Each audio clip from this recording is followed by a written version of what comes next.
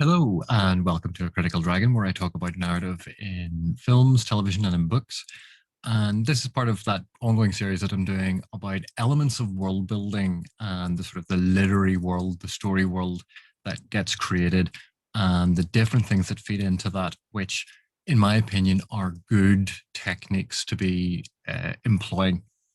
And what I'm going to do in this video, this is talking about the use of senses in descriptions that very often, because film and television are audiovisual media, we get very used to being shown things and to hearing things. And so when we read narratives, quite often in the literary experience, we're used to picking up on what we see, what's described that we are being shown, and what we hear. So dialogue, other sound effects. That typically is what's represented in text. But of course, one of the things that really goes to building an immersive world, and this is an element of world building. It's not just the physical elements of the world or the magical elements of the world. It's how that world is made to come alive, made to feel more authentic. And one of the ways of doing that is to incorporate additional sensory information. And I've got three examples here from Stephen Erikson's The Malazan Book of the Fallen. And I'm just going to run through them to show how Erikson uses multiple senses in his descriptions to give that immersive experience, but also to communicate other things, such as making the description more active to give a sense of tone or a sense of psychology or mental state to characters. And we can see how all of this is done through his complex description. And by complex, I don't mean hard, I don't mean difficult. I mean, he has included multiple layers of meaning in words. So this is not about Erikson's writing being complex and hard and difficult.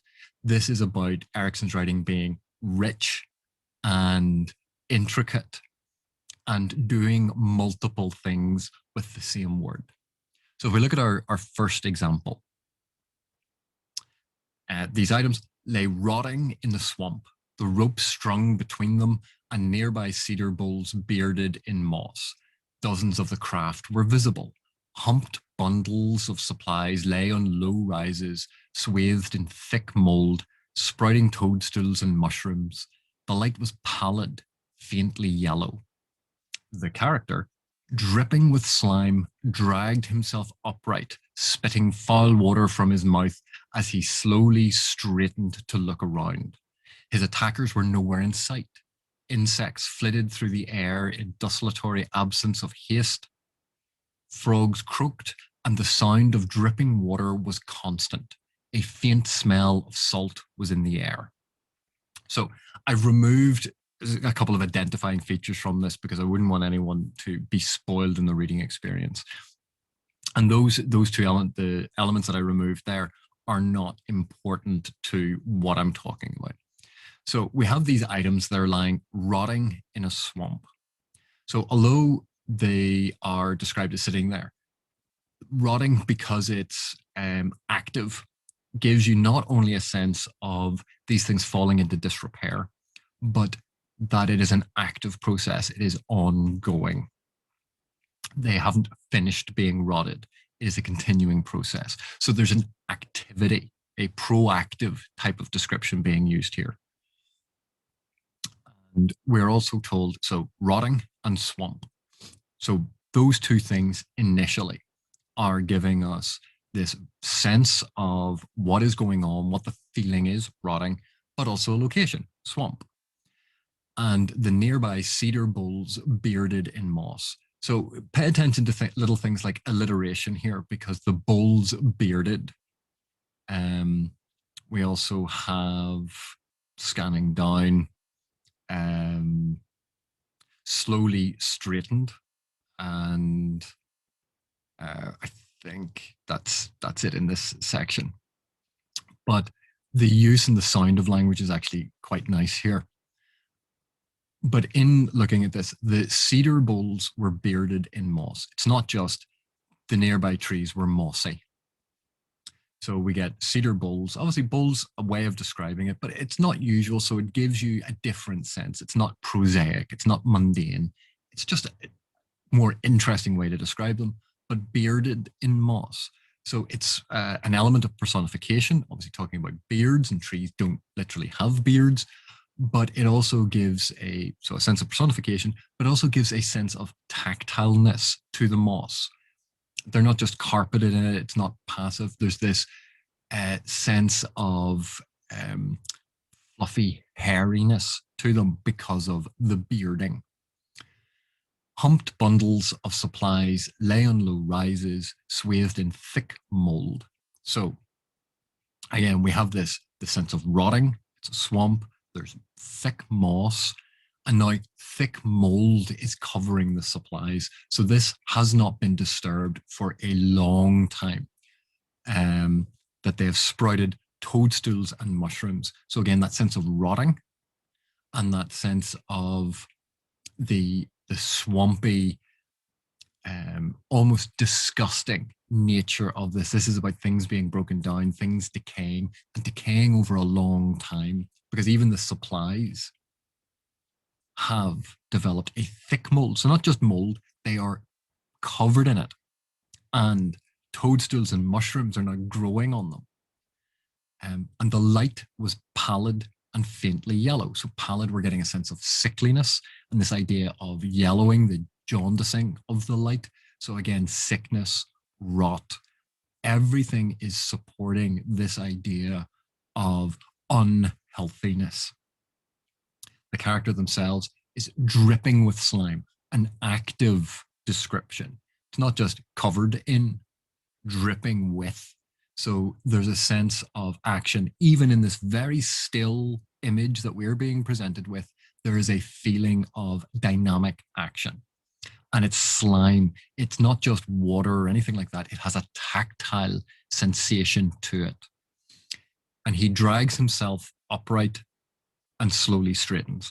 So not just got up, dragged himself. So there is a sense of energy, but also lethargy about this, that he's having to pull himself, that this requires an effort. And the spitting of foul water, it's unpleasant. And we can almost taste that foulness from this fetid, disgusting, rotting swamp. And it's ended up in his mouth. So it's very visceral in how it's being described here. And then this spitting itself is obviously something that is unpleasant, something that's not nice. Spitting is not nice. And he slowly straightened to look around. So it's only at this point are we about to get the character's perception of everything. And his first thought is his attackers were nowhere in sight. So even not knowing where any of this is from those books, you know that this person has fled a fight and arrived here suddenly. And we know that his first instinct is to look for where the attack is. So that is actually a little character moment built into this very scene setting description. There's character development within the description. The insects flitted through the air in desultory absence of haste. So we get this redolent laziness of these insects that are flying around without a care in the world. They're not frantic. They're not being chased by anything. This is a very still, quiet, peaceful image. And yet we know it's a swamp. We know it's rotting. There's this sense of illness with it. And then we have the frogs croaked and the sound of dripping water was constant. So on top of the smell of a rotting swamp and the taste of the foul water and the light being ill and yellowed, the sound of these frogs croaking and dripping water. This is a quiet, still, almost silent scene that all you can hear are the frogs, but you can actually hear the dripping water. That's how quiet and still this scene is. So it's a wonderful contrast to what we are assuming is a high octane or active or action packed scene previously, because he was looking for attackers. And then a faint smell of salt was in the air. And that gives this wonderful discordant note at the end because that smell does not fit with everything that seems to have gone before. That the smell of the salt is implying something and is bringing the reader on to the next section. But you can see throughout all of this, we have visual descriptions, we have sound, we have tactile, we have active descriptions, we have smells and tastes. Everything is being brought into this in what is essentially a very brief description of someone waking up in a swamp. And you can see how, by combining all of those things, how they all add to each other, how they support each other. Erikson's actually created quite a powerful description. And that's how he did it. He included a lot of sensory information, but not simply ticking them off one after the other, sight, sound, in a list. It's incorporated into the descriptions. And he's made those descriptions active. They're not passive.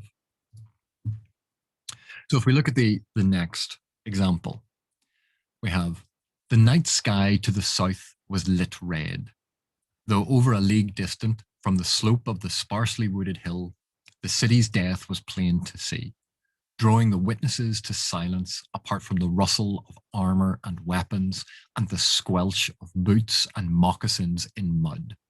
Leaves dripped a steady susurration. The soaked hummus filled the warm air with its fecundity. Somewhere nearby, a man coughed. So one of the things I want to talk about here is, again, let's look at this use of multiple senses. So we start with something very basic, very simple. The night sky to the south was lit red. So we're getting a visual, we're getting a time, and we're also getting a direction to the south. And night sky, we're immediately thinking dark, darkness, it's nighttime, but it was lit red. And so there's an implication here of something unnatural, something that is not normal. Though over a league distant, so we get a sense, okay, our point of view is actually being drawn back. We're further away from this, from the slope of the sparsely wooded hill. So elevated position, it's a hill with trees on it, but this is not a lush forest. This is not a fertile forest or anything like that, or a jungle. It is a sparsely wooded. So we get this sense of starkness. So we have the darkness of the night sky, which is being interrupted by this redness, and then a dark wooded hill that is stark because it is not full of leaves, it's not lush, it's not fertile, it's none of these things.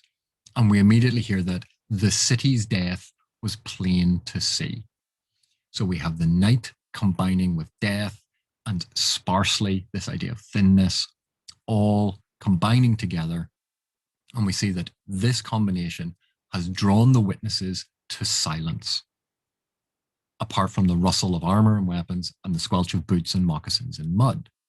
So if you look at some of the transitions here, we have the night sky, darkness, redness, which obviously we're now assuming is fire, which is in contrast. But we have the night sky, we have death, and we have silence.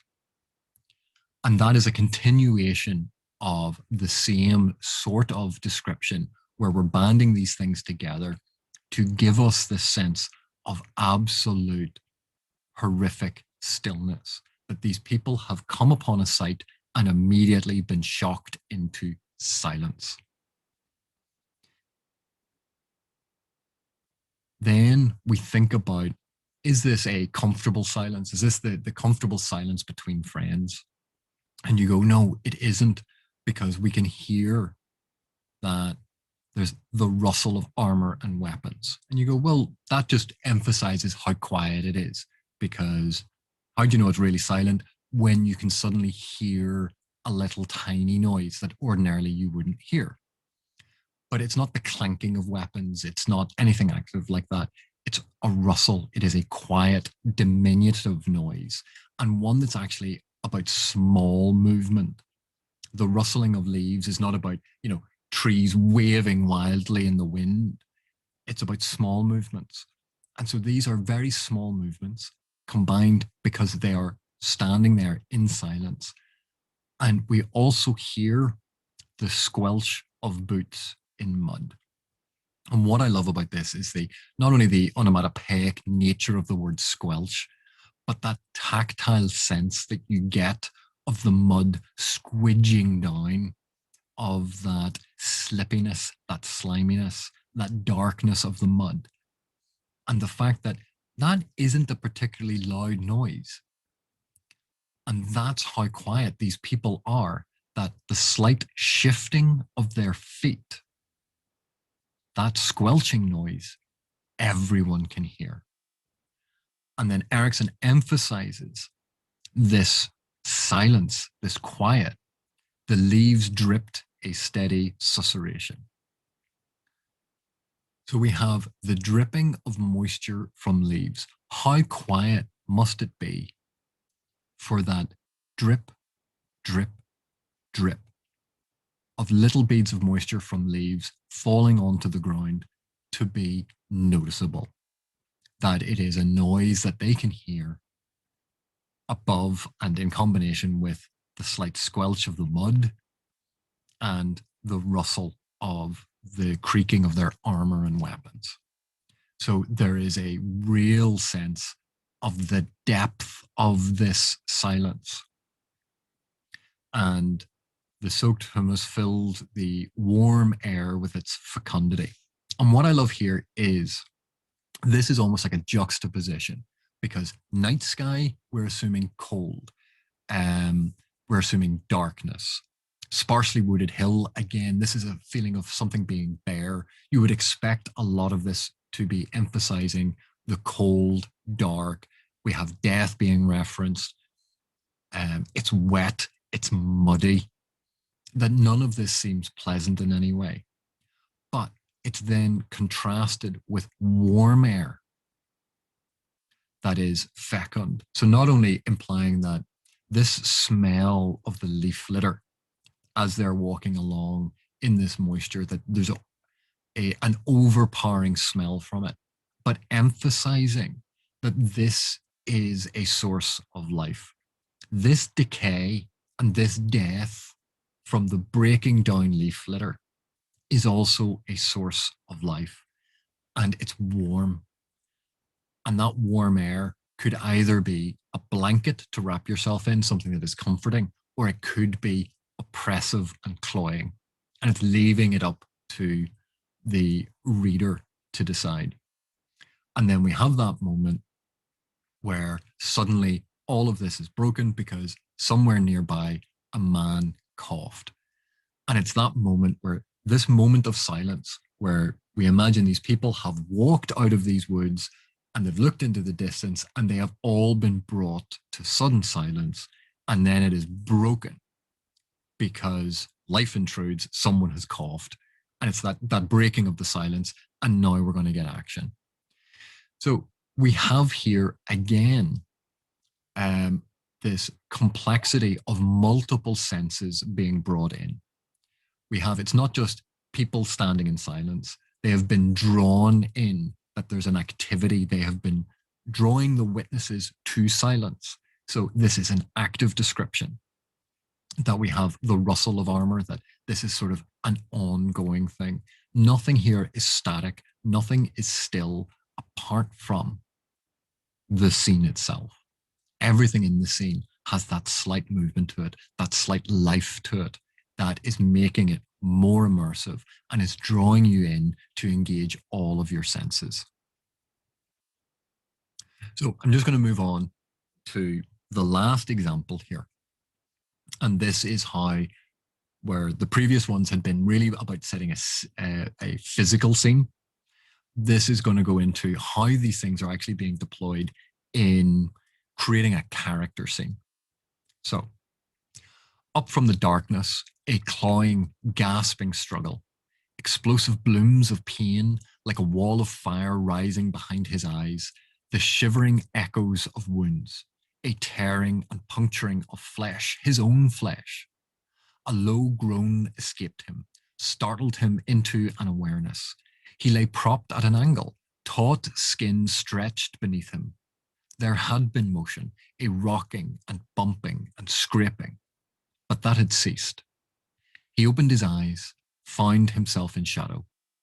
A stone wall reared to his left, within reach. The air smelled of horses and dust, and much closer, blood and sweat.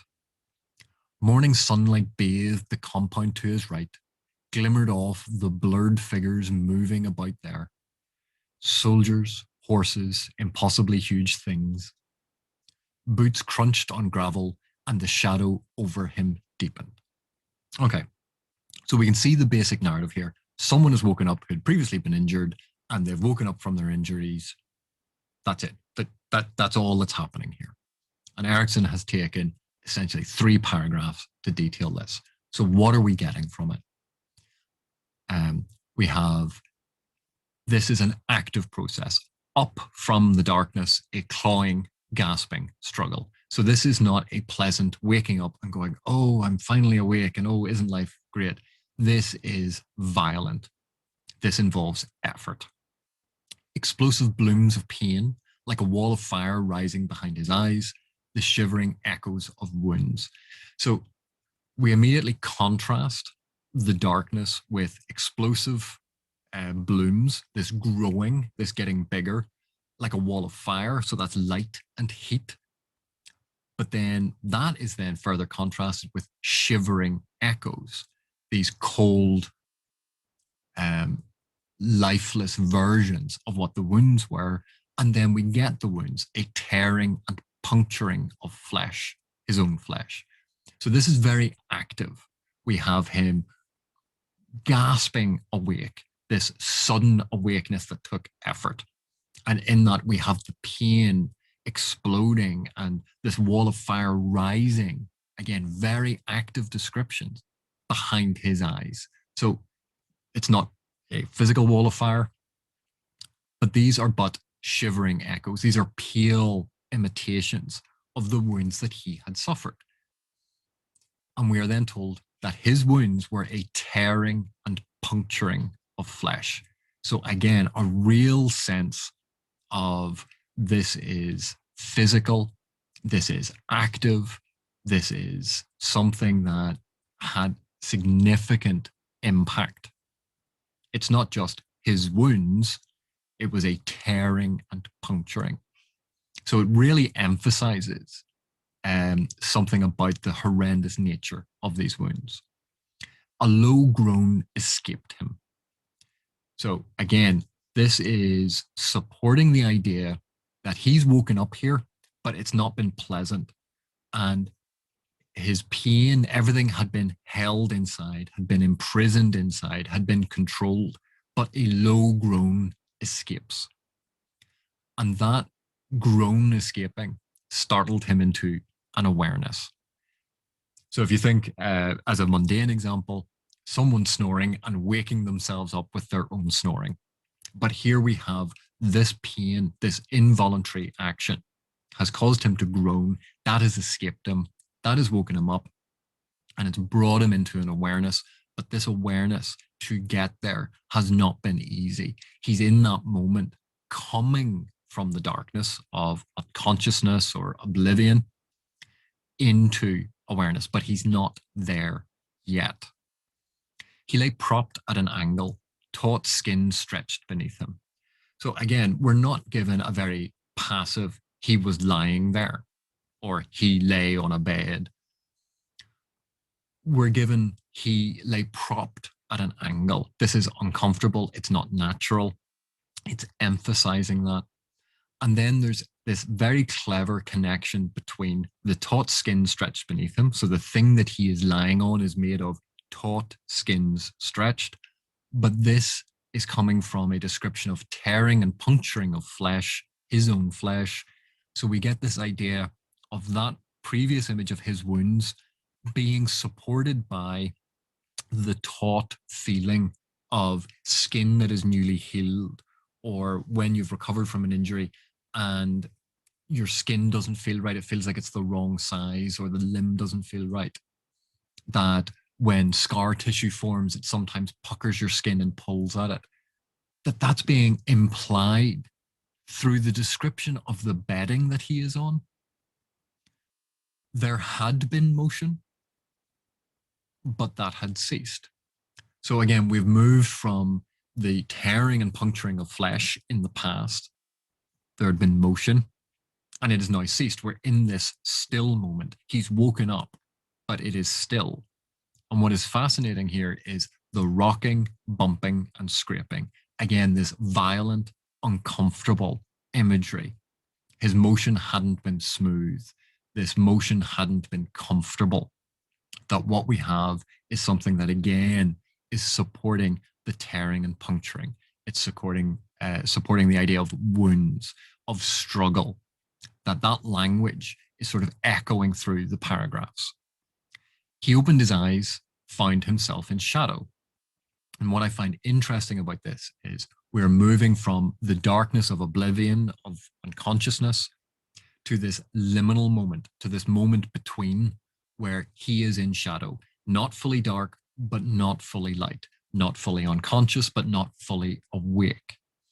And this idea of he could literally be in shadow, but it is echoing with a personality trait, with a mental state, all of this being worked into exactly the same simple description of he's lying on some sort of bed after recovering from wounds in the shade.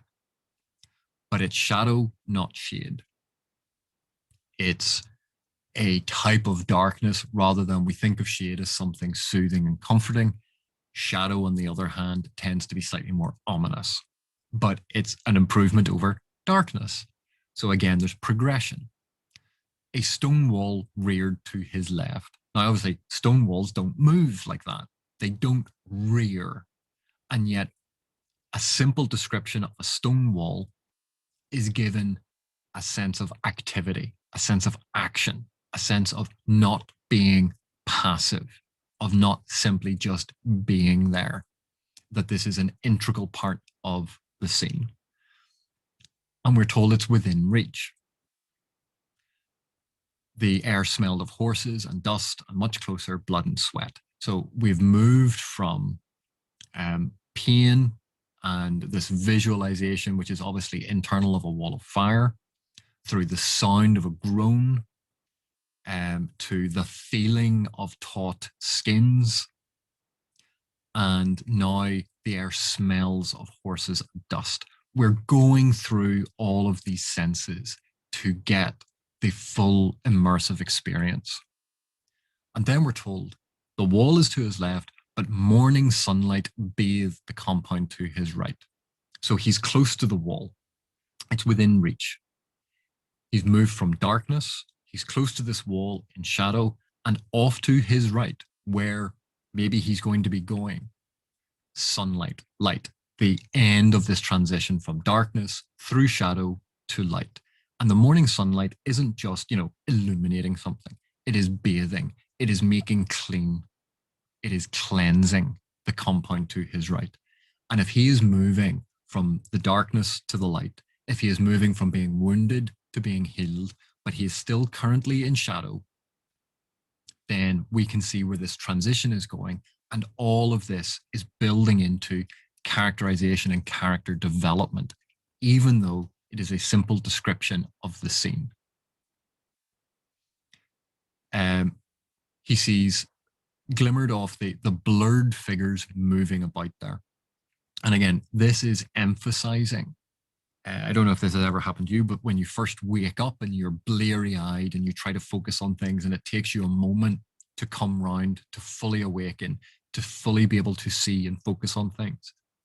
So this entire description is happening in that moment of him waking up, that instant between unconsciousness and being fully awake, that everything is still in this one moment, this one transition from darkness to light, from sleep to awakeness, wakefulness.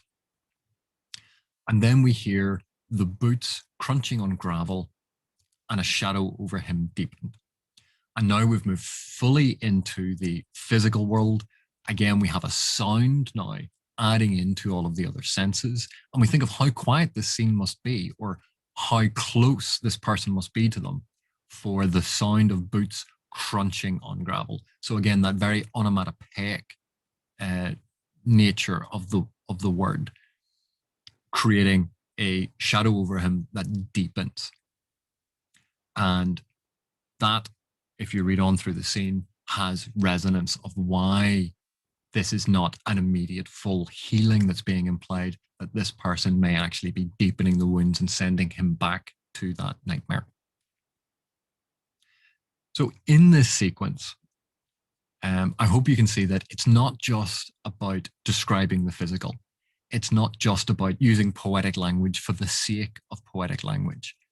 The language here has been used very economically to create the greatest number of multiple effects, to create character development, and to reaffirm narrative actions that the reader's already experienced, but to see them supported again in description, that this is a continuation of narrative, that this is a description of the scene and it allows you to place the scene very clearly in your mind, but it gives you a sense of immersiveness to this scene, of verisimilitude and authenticity, because it's appealing to all of your senses. It really helps you place yourself into this moment. So when we talk about world building, when we talk about creating these worlds that you can fully believe in, it's not just about how clever the elements are or how well described they are. It's about how those descriptions are used. And I hope these examples here have given you a sense of why complex language or intricate language is not a bad thing, and it is not a difficult thing.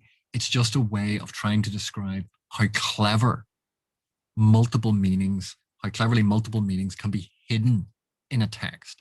And when you're paying attention to it, when you're not just looking at it as a simple, straightforward description of the scene in the way that we've come to expect from film and television, when an author actively engages with what language can do on the page, we create these intensely vivid realities that we can inhabit as readers. So thanks for watching, and I hope you'll join me in the next one.